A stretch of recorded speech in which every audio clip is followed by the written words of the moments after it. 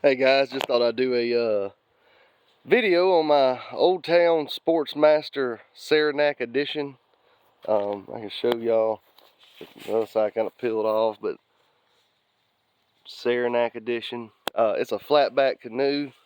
Has a square stern on it, flat stern, whatever you want to call it. And you can actually put up to a 4 horsepower motor on this thing. I did have a 4 horsepower Mercury I bought brand new. Back in 2016 is when I bought this. And the only problem with it is you can't trailer it. At least, yeah, you can't trailer it. I mean, this doesn't have a transom like a boat on it. And then you can see, I've always had that problem, even with the 4 horsepower Mercury. Those clamps don't actually get down here on the wood. They always want to bolt in on the gunnel, the gunwale, whatever. So I always thought that was weird. But anyways, other than that, as you can tell, I added these outriggers, not sponsons, outriggers to it, and you can see they extend. I believe, if I recall, this thing is 40 or 44 inches wide. I mean, it's in the dead center, it's really wide. And then these go off another, I don't know, what is that? That might be about 2 foot, or maybe almost 2 feet, something like that. And then you can move these, you know, I can slide that up and down. So if you don't want it so far in the water, or if you want it further down, the further down it is, the more it's in the water, the more stability you're getting with the, and basically the way a sponson works, or not, I'm sorry, I keep saying sponson. I've added sponsons on some other canoes I've got. Oh, the way these outriggers work, that if the boat starts to, say, tilt this direction, this is being pushed into the water and it's wanting to push back up. So as the boat tilts one way or the other, you know, you're pushing this down, which is wanting to bob back up, so it's pushing it back the other way.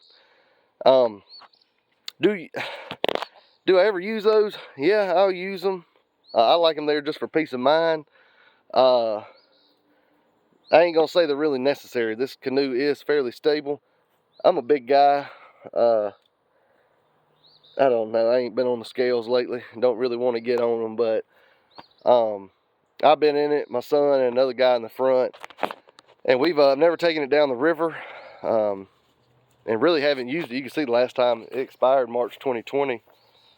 I may have taken it to a state campground that year in 2020, and I just didn't tag it. But I think 2020 was the last year I actually did use this thing. So it's been just sitting for a while. You know, other projects and stuff going on. But overall, man, I got this thing at Academy. Almost positive. It cost me $700. I don't believe, I could be wrong, don't quote me, but I don't see these for sale no more. I don't think they sell these Old Town SportsMaster editions. The hull is not fiberglass. It's I believe it's polyethylene.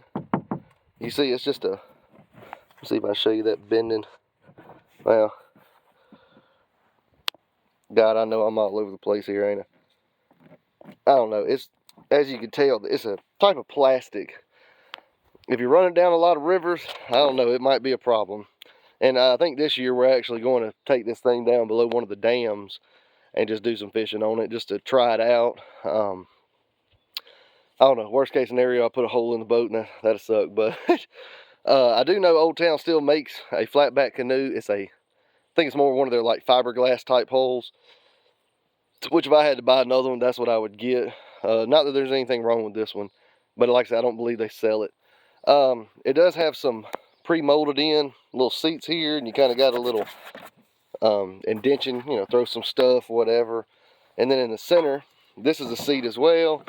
You can just open that up. Got a little storage compartment. This is not a dry box by no means, but another little something you can throw some stuff or whatever. Some cup holders, something else there. Another molded in seat there. I put these backrests on there. Bought those in 2016 just to give you a little bit of back support on it.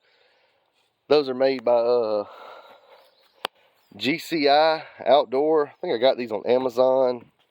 May have been Academy. I want to say Amazon on these. I just looked around and ordered those. I don't recall them being too much money. But I think this canoe is 16 feet.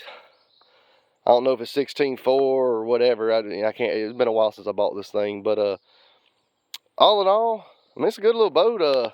I did get rid of the 4 horsepower Mercury. If you get one, I remember after I bought the 4 horse, I want as much power on the back of it as possible to get where I want to go, and you're not flying by no means, and it'll get you there. But like I say, you can't haul it. You can't just back this thing in down the boat ramp like a boat. You just can't do it. I mean, it'll want to kind of tilt on you and flip. It's not a boat, and it's not that wide. And then you can't ride down the road with a big old heavy motor back there. That thing's just going to tear off. I wouldn't do it. That's just me. So I always had to take it down there, kind of get the canoe in the water by itself, then go pick up my motor, towed it down there, put it on the back. I'm not going to lie, I did that 3 times. 3 times, that motor sat in my house until I got rid of it last year. Just because I was like, I'm not manhandling. It's just too much work. Now, using it with a little trolling motor, we ended up, every time I've ever used it since, that's how we've done it. And like I said, I ain't used this thing in 2 years. But I got a little 40-pound thrust, endurance, trolling motor on there, and I buy the biggest deadgum marine battery. I picked up a fresh one yesterday. It was just a Walmart, $100. They're Everstart brand 1,000 cranking amps. Not that you're cranking anything, but I just bought the biggest one so it'll last you the longest. And as long as you're not running full power, you can get quite a bit of use out of it. I've never ran one dead, so. But yeah, man, all in all, they're pretty good.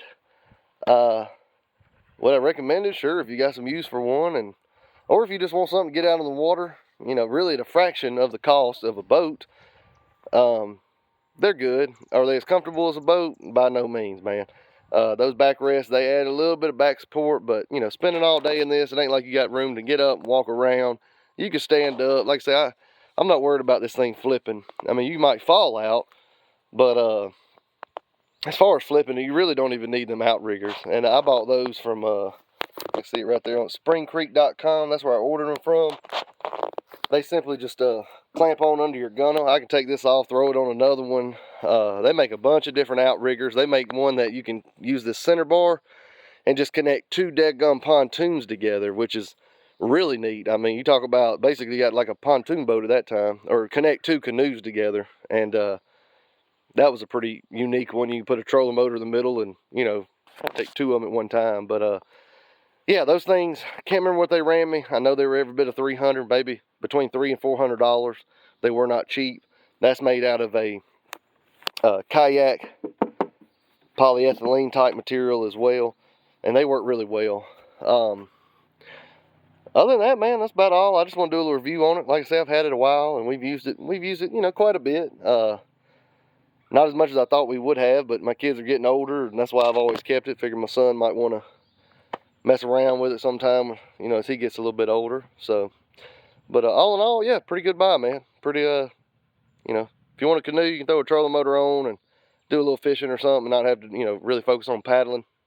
It's a pretty good one. So, all right, that's my review, my thoughts, my opinions. Take care. Later.